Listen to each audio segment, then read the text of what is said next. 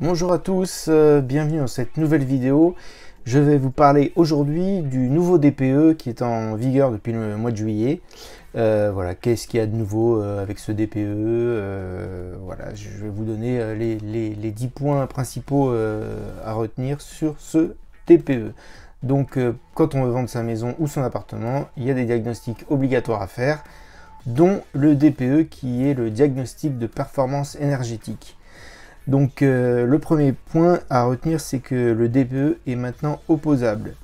Ça veut dire que c'est un droit pour chacun de demander réparation s'il y a manquement aux obligations du vendeur ou du diagnostiqueur immobilier. Bon, effectivement, si on s'aperçoit d'un DPE erroné, on peut attaquer le vendeur de la maison ou de l'appartement.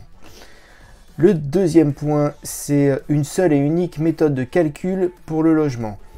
Maintenant, la méthode prendra en compte les usages énergétiques de l'habitation, soit le chauffage, l'eau chaude, la clim, l'éclairage, les auxiliaires, VMC et chauffage, alors que avant on se basait uniquement sur les factures. Voilà.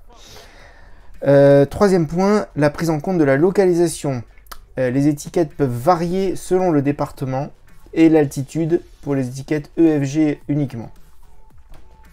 Quatrième point, le DPE va être plus lisible pour une meilleure compréhension des usagers. Je vous montre un exemple tout de suite. Voilà le nouveau DPE. La nouvelle présentation. Ensuite, vous aurez aussi une estimation des coûts annuels d'énergie du logement que vous pouvez voir ici. Ensuite, autre nouveauté, donc le cinquième point, c'est la fusion des DPE vente et location. Avant, il y avait des DPE différents. Maintenant, ce sera le même, utilisable autant pour la vente que pour la location d'un bien immobilier.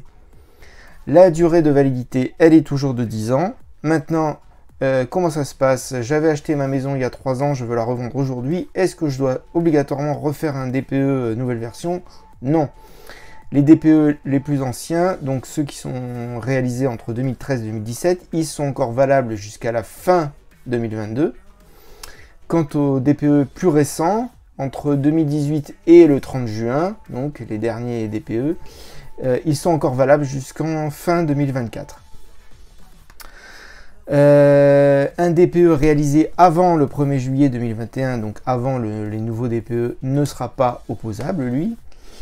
Ça, c'est le 7e point. 8e point, il est possible d'avoir un DPE à l'immeuble pour les immeubles en chauffage collectif. Donc ce DPE pourra être réalisé sur la base d'un échantillon. 9e point, la fin des étiquettes vierges en logement.